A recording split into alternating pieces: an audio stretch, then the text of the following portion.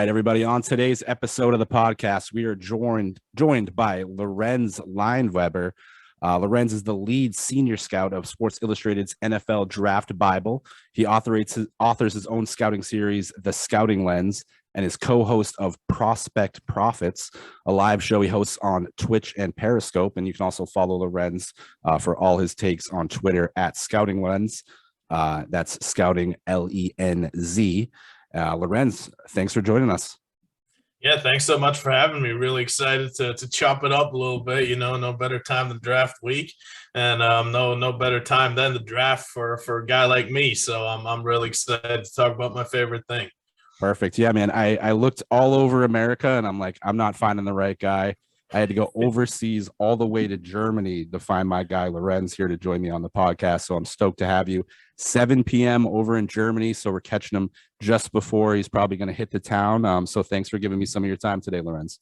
That's some big time scouting right there. You gotta take it global, you know. But no, like I said, I'm really excited to be on, and I can't wait to get into talking about a couple of these prospects, couple team fits, and then anything you want to know. Yeah, for sure. So let's kind of give fans first, before we dive into the draft, what's it like being an NFL fan in Europe? Yeah, I mean, I guess the one big difference is the time of the games, obviously. Most of the games start around this time, so 7 p.m. That's when the noon games, the 1 p.m. kickoff for you guys across the pond is. And then obviously what is prime time for you guys is like 1 or 2 a.m. For us. So really the early window of games is the one that people, or that I look forward to the most, because next day is a Monday. You know, depends what kind of work, what kind of other duties you have, if you can stay up, or if you're in the rhythm or able to stay up. And then obviously the fans. I spent a year in Pittsburgh. I mean, there's a lot of Steelers fans, obviously, and over here it's all over the place. We got Seahawks fans, also a lot of Steelers, a lot of Patriots fans, a lot of Bucks fans now, and Chiefs fans, and even a lot of Panthers fans. I'm a 49ers fan. I think there's a bunch of us here out here as well. So it's a good mixture. Yeah, I mean, that's got to be cool to kind of have just such an eclectic mix of teams. Now, are there like local pubs that are the flagship spots for, you know, Patriots fans, which I'm glad to hear you have representing in Germany? I'm sure they're strong, loud, and proud out there in Germany. Absolutely. I mean, yeah, I guess in bigger cities, I've actually seen like they're like fan clubs, and then I don't know if this exactly exists, but like the 49ers Germany might meet in Munich and whatever pub, right? So I'm from a little bit of a smaller town, so not really here. I'll have to watch as a 49ers fan with my neighbor who's a Seahawks fan and a bunch of other people. So we gotta stay civilized, I guess. But yeah, that does happen. I have seen that, and it's a game. The game's really growing over here. I mean, you'd be surprised compared to 10, 12 years ago when I got into it. How many more people are actually interested and like approaching me, or like, hey, aren't you into football and all that, want to learn about the game and actually watch it because it's so exciting. Yeah, I'm sure also like over that time too, it's become easier to access games now, having streaming and the NFL Sunday Ticket. I'm sure 10 years ago it was probably a lot harder to see games. That's why maybe you have those groups of fans like Patriots, Steeler fans, who were the bigger teams back then, and you know, Patriots of course still are, but now with streaming and like I said, Sunday Ticket, you have the ability to kind of get overseas and see those games. Right. I remember way back when all you could watch is the Super Bowl, as far as I remember, and then they started showing the playoffs and couple of regular season games. Now you can watch it all. I mean, really through Game Pass, Sunday Ticket, those kind of things. It's been a massive help with the whole technical advancements too, I guess. Yeah, it's going to be interesting now too to see how it progresses with Amazon getting the game. They're talking about maybe even just buying team specific packages, which would be, I think, just great for the fans, you know, to be able to kind of just have your team and not have to worry about everybody else. But you know, as a fantasy guy too, I end up finding myself watching every game anyways. Yeah, red zone, and then just maybe go back if there's some interest in turn on the all 22 or something. Be like, yo, I want to see what Myles Garrett was up to, and then just watch all of his snaps on Monday morning or something like that. Yeah, again, YouTube, another good source for all that stuff. So Now that you've kind of given us the fan perspective over there in Germany, what are you thinking of this year's draft class, Lorenz? I'm thinking it's pretty solid, deep class we have this year. Yeah, it's got a lot of depth for sure. I mean, with the whole eligibility rules, there were a lot of kids that got the chance to come back to school for an extra year starting last year. I mean, this is going to go all the way through to like what the 2024 class that all have the extra year of eligibility. And last year it was really a shallow class. There was not a lot of depth at the end of the draft. I mean, bit of an indication was the bunch of long snappers and the bunch of picks that we saw. Nothing against long snappers, but that was probably like a record of long snappers selected in a draft. This year it's different. I think there's throughout the crop. I mean, in round 2, round 3, and then even going into day 3.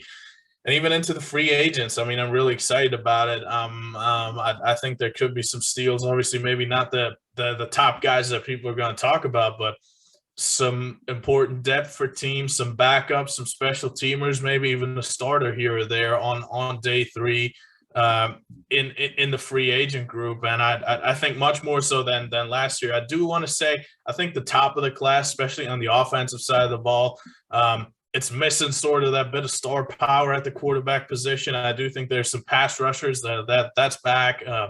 Bit of a weaker class last year, but got a couple wide receivers, obviously, but offensive linemen, pass rushers. There's a bunch of good corners.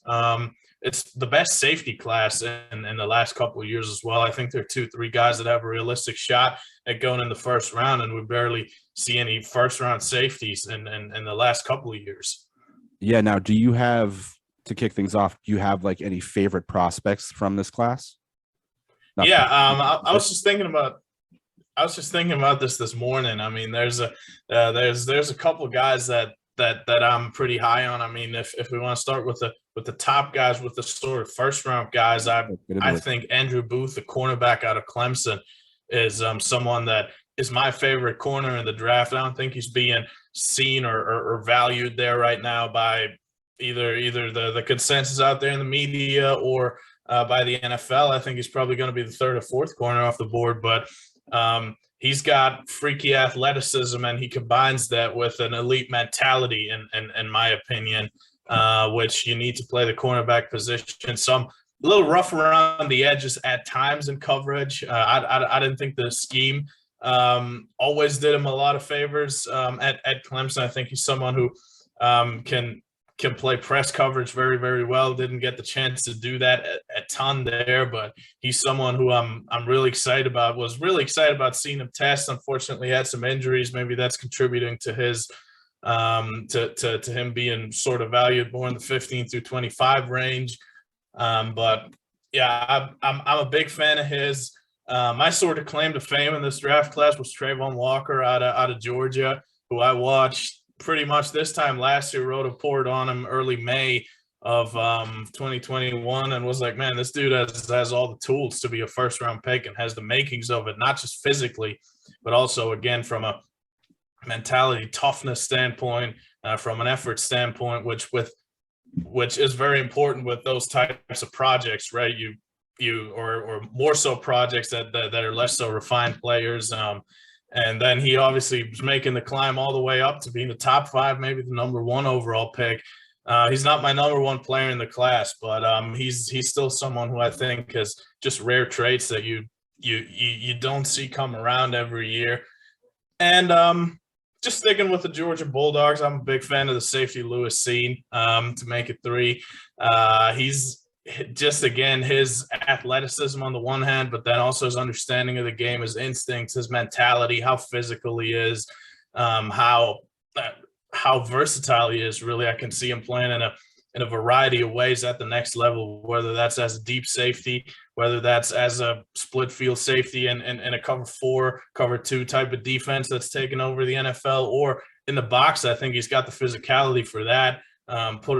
Added a lot to his frame that didn't hurt his athleticism at all. He's been a leader for that Georgia defense, and really a safety that's going to go in that late first, early second area. And to me, he's going to be a tone setter and a leader for an NFL defense for 4 or 5 years, plus maybe a second contract to come. So those are three just off the top of my mind that I'm really excited about.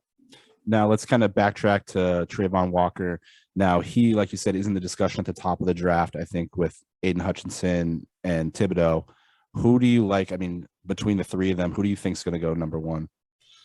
Who I think I do think it's going to end up being Trayvon Walker. If you look at Trent Baalke's history, how much success before all the bad stuff happened he had with picking a guy like Aldon Smith, who to me has a lot of similarities to Trayvon Walker. I think it's really tough to find a good comp for a guy like Trayvon Walker just because the size and athleticism and strength is so rare at that position. I'm not saying he's perfect. I do think he's got a ways to go in terms of technical development, which is all obviously coachable.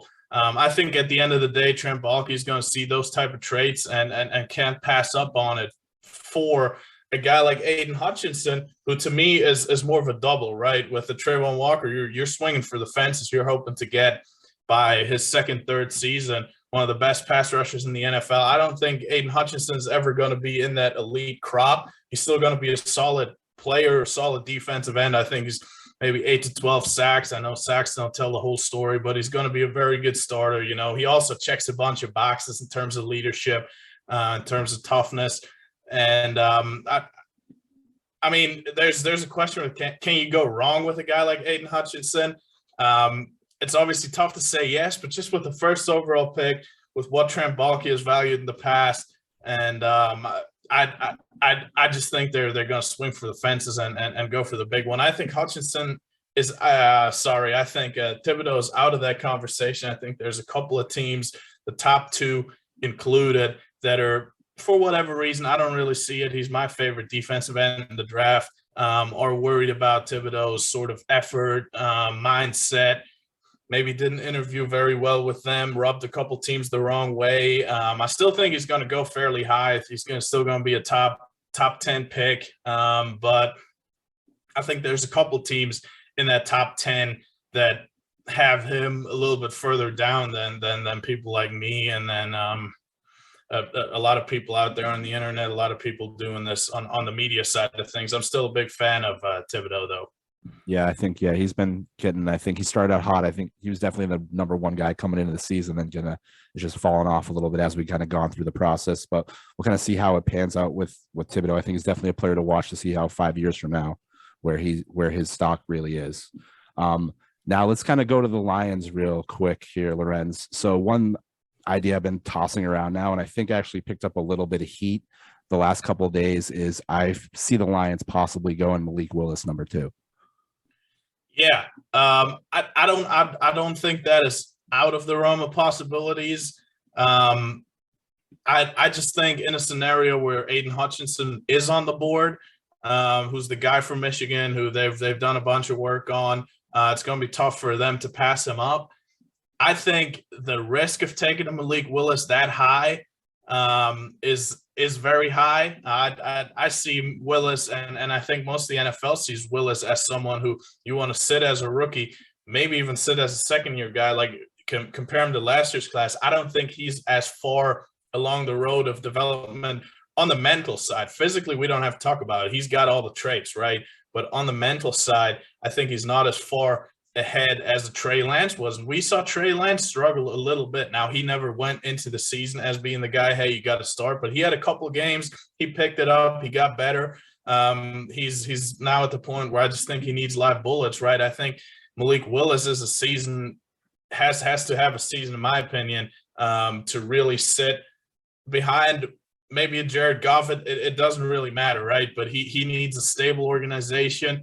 And if the Lions feel good about that development plan and think that by a second, third season, they can have a good starting quarterback, I'm all for it. I think the risk is huge. I mean, we've seen those types of guys not working out. We've seen them work out in the past. I think what Malik Willis has going for him is that his leadership, how coaches at Liberty speak of him, how he's interviewed, how he's answered questions about his past, why he ended up at Liberty getting beaten out at Auburn, right? Yeah, that was, I think he's handled that whole situation very, very well. It's probably going to be the first quarterback off the board Is it going to be at 2? I tend to say no. But it then obviously gets really, really interesting where he's going to slot in. Is he going to, quote unquote, fall all the way to 11, maybe to Washington football team, or maybe even further? I mean, it's really interesting to see how soon teams are going to value these quarterbacks, which I think it's a pretty weak class, to be honest. If I was calling the shots, I wouldn't take Malik Willis second overall. Yeah, I just think because, like you said, they have Goff there as kind of he can be the stopgap for Malik Willis, and the Lions seem like a team that might just shoot for him, shoot for the moon a little bit. See, hey, like you said, Aiden Hutchinson, great player. I think he'll be a solid guy for 10 years, a great number 2 pick. But is Malik Willis that superstar that can maybe help take Detroit to that next level? We'll see. But then let's flip back to the quarterbacks. Of course, they're talking basically about Malik Willis and Kenny Pickett. Do you think it's just going to be 2 guys in the first round, or do you see Ritter or possibly Matt Corral sneaking in? I don't see it with Corral personally. I mean, that would be some team really coming out of nowhere. I anticipate him going in the second round. Ritter, I could very much see a team back end of the first round selecting him. I think he's got similar things in terms of leadership going for him. Again, I wouldn't do it. Those guys, even to me or even further back, I think, like I said, I think Malik Willis is a second-round quarterback. I think Ritter, Pickett, that group is more so would be a third-round valuation for me. But I do think Desmond Ritter has a couple of fans in the league. Not really sure which team it is. I think it could also be likely for a team to trade back up out of an early second-round selection. We saw it a couple of years ago with Lamar Jackson, take the quarterback in the first round, secure that 5th-year option. I mean, if you were to put the line at 2.5 quarterbacks the first round, I think I'd take the over. I think I'd go for the 3, but I don't think it's going to be 4. That would be too much in this kind of a class for me. Yeah, definitely. I think, like you said, it's a soft quarterback class this year. So let's kind of switch sides of the ball here. One guy who I think, was coming in hot and has been climbing up boards lately is the man Sauce Gardner. He's been climbing up the board. I think he's pretty much swapped almost spots where people were projecting Kyle Hamilton. What do you think's been making Sauce climb up the board so much lately? Yeah, I mean, his production, first of all, is excellent.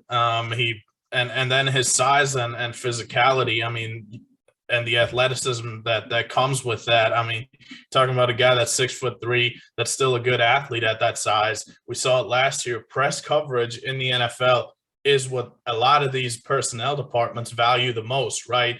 Last year coming out, Pat Surtain was probably, with his overall game, the best corner, but J.C. Horn still was drafted as the first corner just because of that prowess that he has in press coverage. And that's exactly what Ahmad Gardner brings. I mean, talent-wise, we don't have to talk about Stingley is probably the best one, but he comes with his own questions, right? And then Booth, I just talked about, I'm a big fan of his, but he's got questions he didn't test. He's got injury concerns. He's not as refined a player as a Stingley.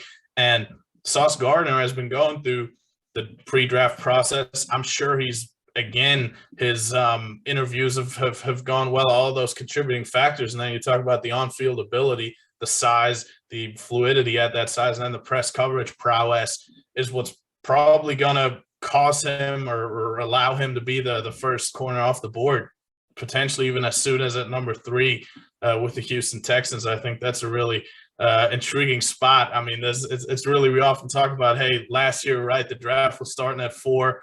Some people thought at 3. I mean, this year it's starting at 1. There's questions about 2. I have no idea who the Texans are going to take at 3. I think there's a bunch of players in conversation there. And it's really going to show in which direction they want to go with a couple of veteran, highly paid guys like a Tunsil, et cetera. They could even take a tackle and look to move on from him. So it's a really exciting, really unpredictable draft at this time of recording. Maybe there's something leaked, but I think Sauce Gardner is going to go in the top 10 because he's got a lot of things speaking for him. Yeah, and then you highlighted earlier, you said strong safety class. We just talked about Kyle Hamilton. What makes him a special player? Where could you maybe see him landing, and who are some other strong safeties that are in this draft? Yeah, again, Kyle Hamilton is someone who just from a pure film grade, to me, grade out the highest. You talk about a safety that lines up all over for this Notre Dame defense, has the skills on film to me to play single high. He could even play linebacker. I mean, if you're looking at a guy that's 6'3", 6'4", whatever he was officially, the one flaw I saw on film, I thought maybe a little bit of short area burst, and then a couple of angles he took were just too we're just too optimistic. But at the end of the day, he's super physical. He's a quick processor. He's got elite size. He's got the ball skills. Got a couple injuries, which hampered him this year for sure. But all in all, if you can ignore the 40, or if you can, I don't want to say ignore, but put it into context and understand it on film, and understand that his build-up phase and his start just wasn't good enough. But his speed at the end of the day, his long speed is there. He's the best safety in the draft, and he's a top 10 player. Now, I see him falling out of the top 10, quite frankly, just because teams don't value safeties that much. I mean, the last one that went in the top 10 was, I think, Jamal Adams, and that was a really weak draft at the top. Looking at teams like maybe the Minnesota Vikings at 12, maybe that's a fit right there.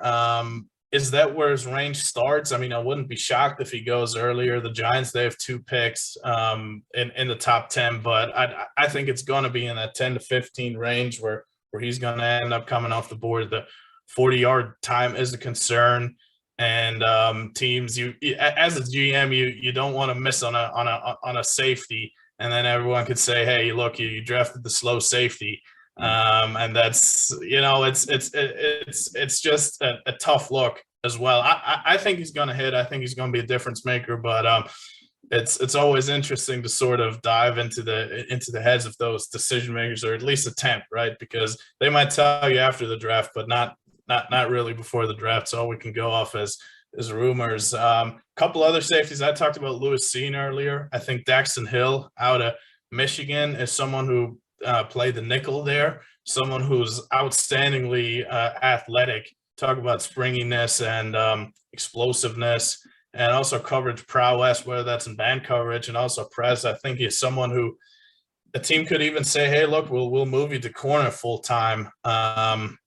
That's certainly some interesting to look at, to see where he's used, because he's another guy who has athleticism to play deep. But also shows the coverage ability to, go all the way to the outside and play outside corner. Sticking with the nickel guys, I think Jalen Petrie is one of the best pound-for-pound football players in the entire draft out of Baylor. Just a super instinctive guy, someone who does all the fundamentals and does all the little things right, so to say. He just doesn't make mistakes, whether that's in terms of technique, whether that's in terms of his eye discipline and reading defenses. And then Jaquan Brisker out of Penn State made a lot of big plays for them. I think he's got a little more versatility than a Petrie. I think he's got a little more ability to play at that third level in space. Should be someone who early on can come in and be a solid starter for a couple of years for a team. Probably a day 2 prospect. Seeing him sneak into the first round, and a couple mock drafts here and there. I don't really anticipate that happening, but someone's getting a good player on the second day of the draft. And then there's depth. There's some upside guys like a Nick Cross, who has all the athletic abilities. Nick Cross out of Maryland, to be a Pro Bowl player. I mean, you set the ceiling where you want. Needs to add a little bit of toughness. Needs to play a little more consistent, but could certainly pay off big for a team selecting him on day 2, I think, as well. Maybe second, third round. That's where his range is at. So teams needing help at the back end. This is a good class to pounce on a couple of these talents. Yeah, definitely. Now let's kind of go to the second level here with linebackers. What do you think of some linebackers here in this draft, both inside and outside? I think it's a pretty strong linebacker draft as well. Yeah, there's some solid names. I think the headliner, depending on who you talk to, is either Devin Lloyd or Nakobe Dean. I'm going to start with Devin Lloyd out of Utah. He's the 6'3", let's say 235 pounds this year. Defender who got better every year in the Pac-12. I mean, I've been watching him. I wrote 3 reports on him for every year that he was eligible, and really continued to take steps. every season. He projects as that will linebacker type of player, but he could also play Mike. I think he's got the physicality to do that. I really like him in zone. He's got good instincts, good eyes. Overall, it's nothing spectacular, but certainly enough to probably be a late first-round pick. There were some rumors about him a couple months ago going a lot higher than that. I think that sort of died down, but still got a lot of fans around the league, and it's going to be, again, probably an early starter. Not a lot of question marks about him, but is he going to be a difference maker for you? Is he going to go to Pro Bowls? I don't think so. So just a solid player. And then Nakobe Dean out of Georgia, we've all seen him and seen that defense, how good they were. He was the heart and soul of that defense. Leadership is A+, off field, all of those things, understanding of the game, and so on and so forth. Are all check the boxes. I think he's a good athlete. What's really holding him back a little bit is his size and is his length. Teams are going to be concerned or are concerned about his ability to stack, to shock and shed blocks, to take on offensive linemen in the NFL at a consistent basis. I am as well. I do have some concerns about him in that regard, but he's also a really tough guy to bet against just because of how exceptional he is and all those other things. So really someone you don't want to bet against, despite me having some concerns about his film. I think he's going to be a good but not great player, similar to Devin Lloyd, but certainly someone for a team that needs stability and that needs locker room leadership. I think someone like Nakobe Dean is going to be valued very, very highly. Yeah, I like Nakobe Dean a lot, especially for the Patriots. They're getting old on defense. He could definitely be a leader I'd like to see him learn from Dante Hightower, but we'll see what Hightower's situation is. But the Patriots also need to address cornerbacks significantly after deciding not to keep JC Jackson while you still have Stephon Diggs in the division. And then you're adding a guy like Tyreek Hill down in Miami. And then who knows what the Jets are going to do with their 2 picks. It's scary now for the Patriots to be the situation they are at cornerback right now. But one thing I want to hit on real quick is I was looking at an article that you guys put out, a colleague of yours, Zach Patra, I believe is his name. He had, what you might know is I'm a Big Sky guy. So I went to college out at the University of Montana, and he has rival Montana State linebacker Troy Anderson possibly going in the first round, which shocks me. I think he's a fantastic player, but I'm surprised to see him thinking he might go in the first round, possibly number 26 overall. I think he had him. Yeah, Montana State. I mean, they had a football team out there last year. I mean, they had some dudes. I mean, Troy Anderson is someone who's really come on relatively late for senior, who's burst onto the draft scene. I'm sure teams knew about him way in advance. He's a tremendous athlete. Again, that type of run and chase will linebacker that you want to keep in space. Don't have him taking on a lot of blocks. I don't see first round 26 or wherever he was there personally. But he's going to get drafted on the second day of the draft, probably late second round. So I'm seeing him a round later, I guess. But there's this crop of players after around the top 16, 20.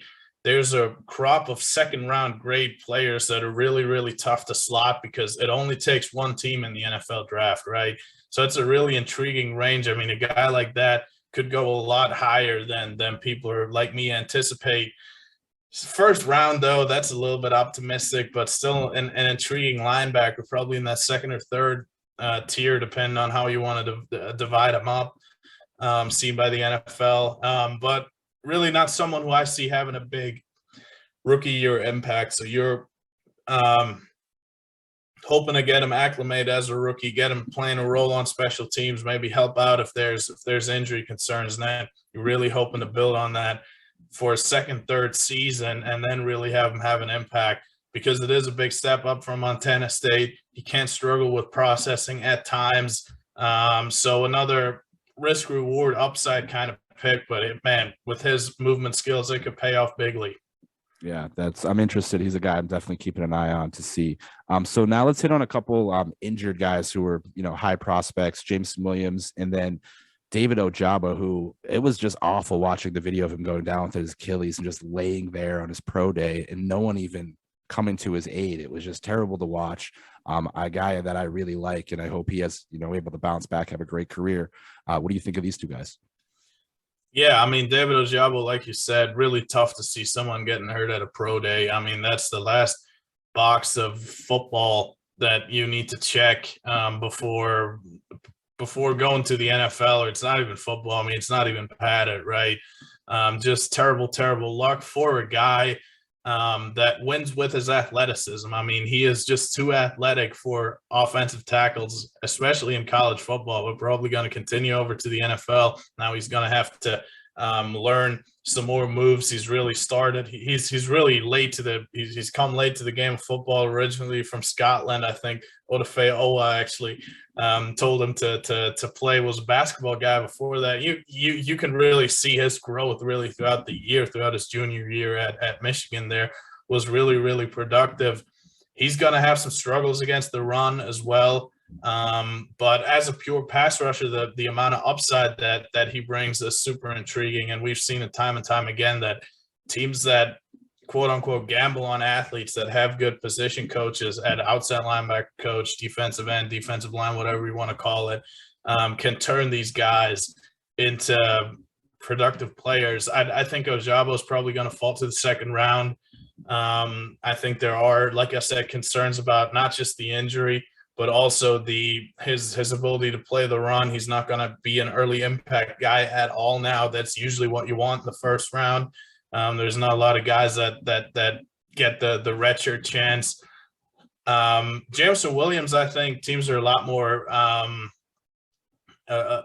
optimistic about being a first-year impact player. I'm getting the feeling that he's going to be the first wide receiver off the board, just because we've seen it time and time again that NFL teams value that elite speed. We saw it with the Henry Ruggs, right? Everyone had CeeDee Lamb and Jerry Jeudy at the top of that group. If it all comes down to it, especially coach-driven organizations, teams where the offensive play caller might be the head coach as well, or might have an offensive kind of head coach, they see the opportunities that a guy like a Jameson Williams opens up for an offense without even having the ball in his hands, just because defenses are going to have to show so much or have to devote so much attention to a guy like that. It opens up a lot on the offensive side for other players. And then in addition to that, his rehab seems to be going really, really well. He seems to be ahead of schedule, probably someone who – not probably, but maybe someone who can even play in week 1, week 2, week 3, something like that. So his rookie year won't be a complete write-off, which is exciting for teams. And then again, speed kills and all the other things he brings. I don't want to sell him short as just a speed guy, but that's his biggest appeal. Is also a good route runner. He's got reliable hands, all these things. But teams that want to push the ball vertically are just, in parentheses, just looking for a clear out type of guy are going to be really intrigued with the Jameson Williams. Yeah, it's interesting.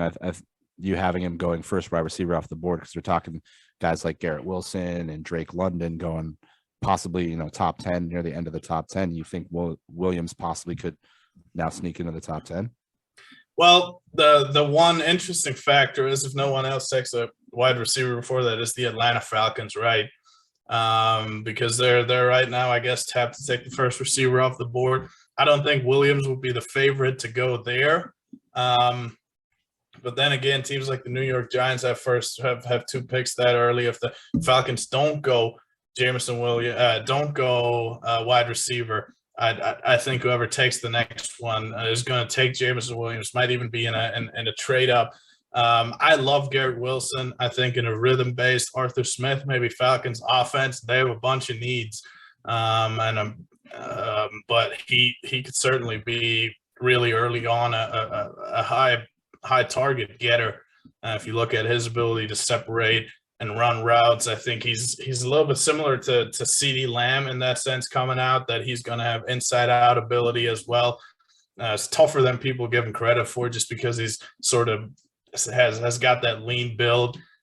Drake London is another interesting case. He's coming off an injury as well. He did do his pro day, which I'm not sure helped him or hurt him. I don't think it's either, but he brings the size, he brings the movement skills at that size. But at the end of the day, with a guy like Drake London, you're looking at that prototypical X wide receiver that's going to be a mismatch because of his size.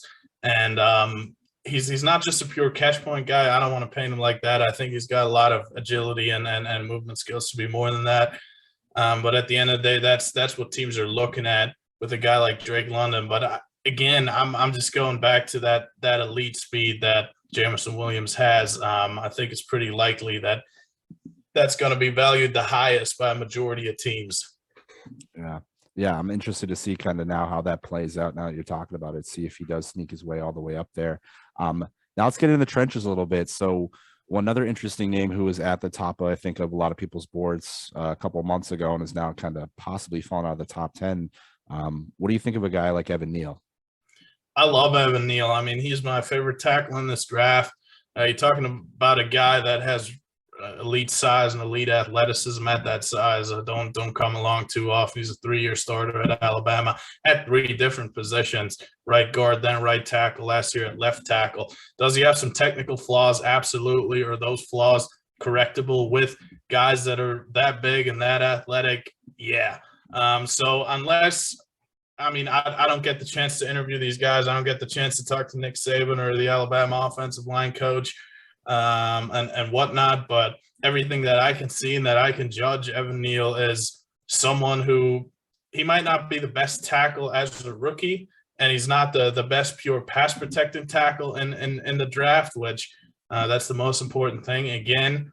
But his physical traits, just the size and athleticism, then how good he still is. I don't want to sell his ability right now short. It'd be tough for me to make an argument to take anyone else over him at the tackle position. What are your thoughts on a guy like Ike Mekwonu from, was he NC State, right? I believe he's the kind of guy going with Neal as far as that top tackle off the board. Yeah, most fun film in the entire draft for a guy like me that loves watching the trenches. Maybe a couple on defense, but certainly on the offensive line side of the ball. His ability to just impose his will, dominate opponents, finish, and create movement. Yeah, put opponents in the ground is awesome. Is fun to watch. It's you're really not seeing it too often. I think he's got some limitations in pass protection. 2020 was rough when he first moved over to left tackle, originally playing at left guard for half the season at NC State. Made a lot of improvements. You got to give him credit, but there's still going to be limitations in terms of his size, in terms of his movement ability, in terms of his reach. So I have him at third. I think Evan Neal and Charles Cross, especially where the NFL is headed. Man, if this was 2000 and we were still doing ground and pound a lot more, but where the NFL, he might have a case to be number 1, number 2, or the number 1 or number 2 tackle in the draft. Where the NFL is now with how important pass protection is, I think Ikem Ekwonu is more of a risk. I think he's realistically someone who teams might not even put at left tackle. I know it's sort of this cliche and it doesn't really matter, but there are still a lot of teams that value that blindside protection. He could maybe come in as a right tackle. I think his absolute worst case scenario is that he's an elite guard, but I don't think it's necessarily given that he's going to be a successful tackle in the NFL. I think there's some questions about that. Okay. Gotcha. Now, I think one interesting thing about this draft, Lorenz, is the amount of teams that have 2 first-round picks. I think occasionally we'd see like maybe where 1 or 2 teams had the 2 first-round picks. This year, right now, there's 6 teams that have 2 first-round picks. The Giants, the Jets, the Lions, the Saints, and then Green Bay and KC trading their star wide receivers and getting extra first-round picks. Out of those teams, who do you think needs to hit their picks the most?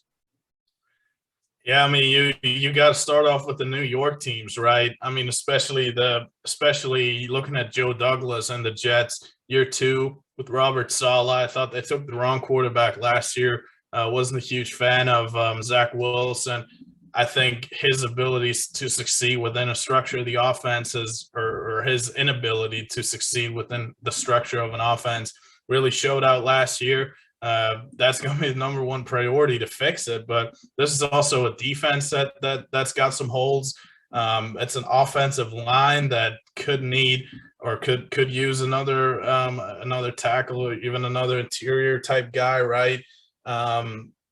a secondary that struggled. So a lot of needs here. I think, to me, picking at where they had 4 and 10, you just need to get 2 guys that can contribute right away and have the potential to be quality starters, Pro Bowl caliber type players for you.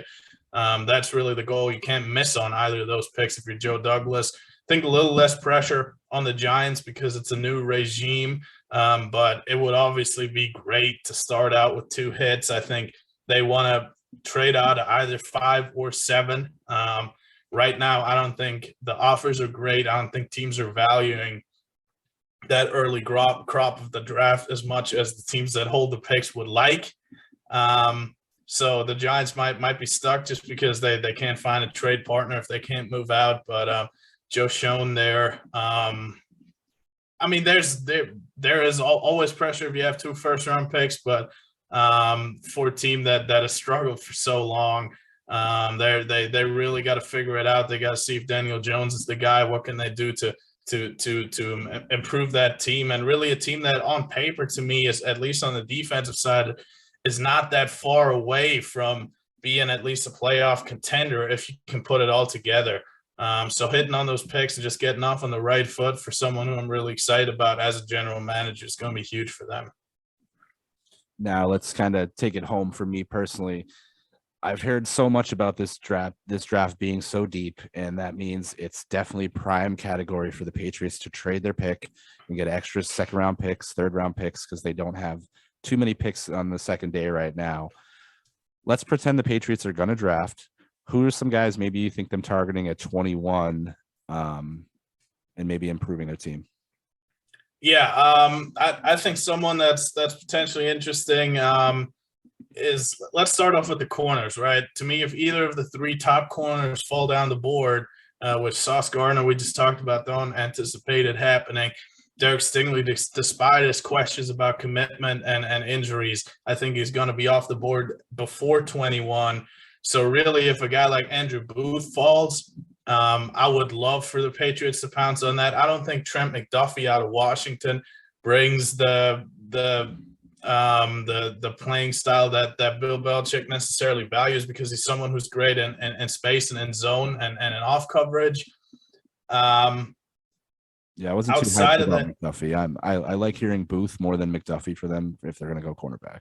Yeah, it just doesn't make a lot of sense with McDuffie. But the Patriots, they have their own sort of way of evaluating, right? I mean, there's a lot of interest placed on the character as well. So someone like a Zion Johnson, maybe, was the guard out of Boston College, who just checks all the boxes, who's going to come in, be rock solid, and just be a multi-year starter for wherever he goes. Really, I think he's got about the lowest bust potential as anyone in this draft. Could be exciting to give Mac Jones some help. They could also go wide receiver. I know they haven't drafted well at that spot in the last couple of years. I would love for them to go after someone like a John Mechie in the 2nd, 3rd round. Yeah, I think keeping that. He's definitely a guy I'm hoping 2nd or 3rd round. But if I'm so scared when the Patriots draft wide receivers, because like you said, it's just not been good. There's no track record that shows that's a good option for them. Yeah, not a great track record there, but a guy like John Mechie is the type of guy that's technically sound, that's got solid hands, that can win underneath, that has had success in New England. So maybe with like you said, day 2 selection. Ties also, he's definitely a Patriots target for sure in this draft. If he's there when they're drafting, I know they'll be looking his way, just like I said, with the ties with Saban and Alabama. And like you said, he was a big player for them once Jameson Williams went down in that game. He stepped up, made some big catches, but he was kind of that solid receiver, go-to guy for them a lot this year. Yeah, and he's just the type of Patriots, right? He's not super flashy, but he just does everything well. I mean, it's tough to pick holes in his game. I'm trying to think what other positions could be interesting for the Patriots. I mean, Kobe Dean. I don't know if they'll go linebacker, but I think cornerback in that secondary is what they need to address definitely in the 1st round if they are going to draft. So another linebacker that's really exciting for them and their scheme and what they like to do, to me, is Leo Chenal out of Wisconsin, who I'm a huge fan of. who is probably gonna, in my opinion, slide to the second day of the draft because I think he's one of the 32 best in this draft class. If you look at the type of physical linebacker, downhill type player that someone like Adante Hightower is, that's exactly what you're looking at with the sorry, not Jackson. That's his teammate, Leo Chenal out of Wisconsin. His eyes and his processing read and react ability is great, in my opinion. He can beat blocks very, very well. He's a big guy that can thump, that can do all the old school stuff with the athleticism for me to go into space and at least play zone coverage. I mean, I think that's a really underrated part of his game. He tested off the charts. Again, to me, he should be a first-round pick. Maybe if the Patriots do want to bolster that linebacker spot, maybe trade back to the early second round, which would be, like you said, a typical Patriots move. To me, he should be he should be a target for Bill Belichick and the crew. Yeah, like if we walk away with him and like say a John Mechie in the second round, like I won't complain. But again, I'm just so petrified of them drafting wide receivers. So Lorenz, let's fast forward a little bit 5 years from now. I hate to discuss this, but I feel like it's always going to be a thing. Who are maybe from this top 15 prospects, guys that are going to go maybe top 10? Who do you think could end up being a bust 5 years from now? Oh, that's interesting. Any of the quarterbacks, I think, have a massive bust chance. Really, all of them. The two that are rumored up there are Malik Willis, who we talked about. Kenny Pickett, I think, is, despite his production, has got some really bad habits in the pocket. And then he's just, I mean, even if you talk about the right now, he's not where a Mac Jones was coming out of college. And I was somewhat critical of Mac Jones last year, and he did a lot better a lot earlier than I expected. I don't think Kenny Pickett is there if you're hoping to get that type of player. So those are certainly names. And a couple of the injury guys, like I said, if a Derek Stingley is just going to continue to get hurt, there's a likelihood there. I think, honestly, Chris Olave, I'm a lot lower on out of Ohio State. I think he's a good route runner, but I'm missing some of the play strength that a guy like his teammate, like a Garrett Wilson, does have. He's got good speed. I think he could be a solid number 2Z kind of guy, deep threat that could separate. But is he ever going to be the number one receiver that you're looking for, drafting someone in the first round, potentially even top 16? We'll see how far he falls. I just don't think so. I just don't think he can be that. And then Trevor Penning out of Northern Iowa, the tackle, to me, I mean, the Seahawks at number 9 scream Trevor Penning just with their whole compete culture, with what types of offensive linemen they've taken in the past. And don't get me wrong, there are a lot of things speaking for Trevor Penning. His size, I like his size, his athleticism. I like his competitiveness as well. I think at times he needs to turn it down a little bit. But in general, I do like the nasty offensive lineman. Just heard me talk about Ikem Ekwonu earlier, but I do think he's one, an older prospect, beat to someone who's coming from Northern Iowa, where it's going to be a big step up. I actually liked his teammate Spencer Brown better as a prospect. He wound up going the 3rd round. Like I said, Trevor Penning could be a top 10 pick. I'm just out on that. I think it's too much of a risk. So if you're looking at top 16, those are a couple names that I don't want to predict. I'm hoping all these guys are successful, obviously, but some that to me carry a bit more risk than others. Yeah, for sure. There's those risky guys. I mean, unfortunately, it's just a part of the nature of the beast. You know, some of these guys just end up not panning out, and it's unfortunate. Now, Lorenz, let's get ready for kind of next year's college football season. Who are some names now that you think could be potential number 1 overall picks, top of the draft in 2023?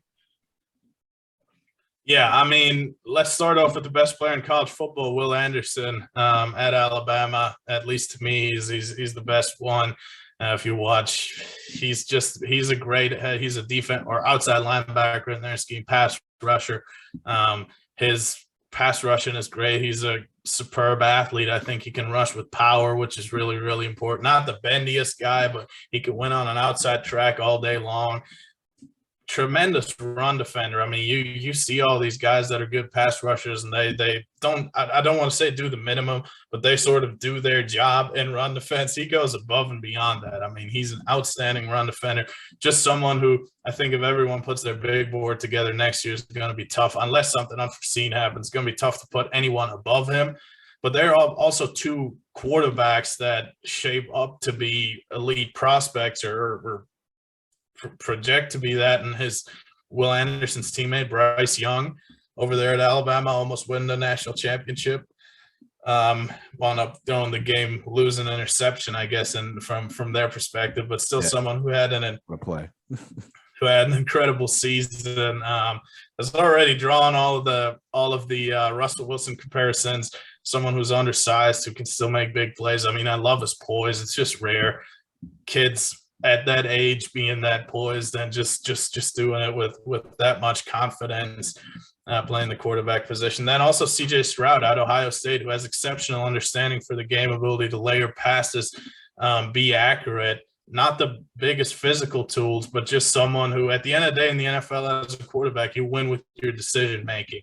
That sets the floor, and that sets, how successful you are going to be. And then obviously all the physical tools. That's where a couple of the special plays that only a very few can come in, but at the end of the day, you got to know where you're going with the football, and a majority of times that's what wins football games from the quarterback position. He checks all those boxes. I think he's up there with Bryce Young, and then I'll give you two more if that's cool. Jalen Carter out of Georgia. Next year, not to interrupt you, they're saying next year's class is heavy quarterback. They're saying it's probably one of the better quarterback classes probably in the last 5 to 10 years.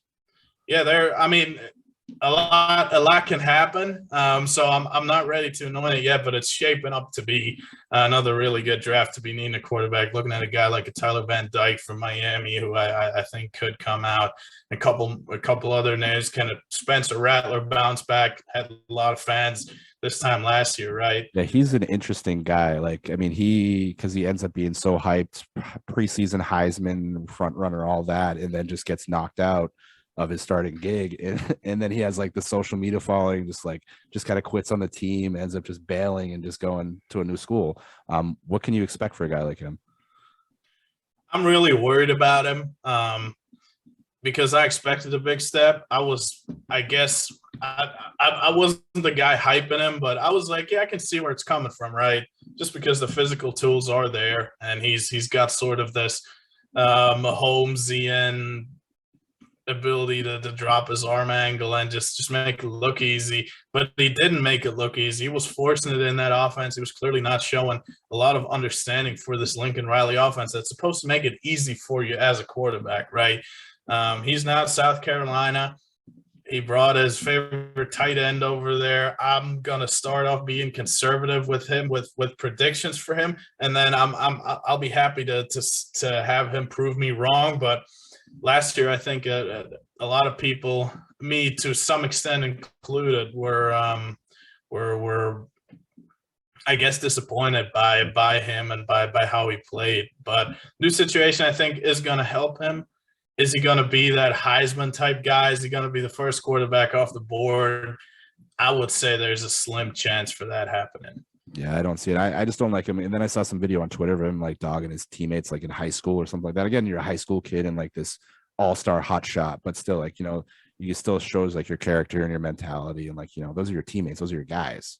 And if that is still, even just to a way smaller extent, if there are things like that NFL teams are sensing, they're going to hate that, especially for drafting a quarterback early. I mean, that whole thing, that how coaches speak about you when teams and scouts and evaluators go into the building, how teammates, how people you train with, how you interview, is just so much bigger than I think people from the outside think. I mean, the tape is one part, and it is the most important part.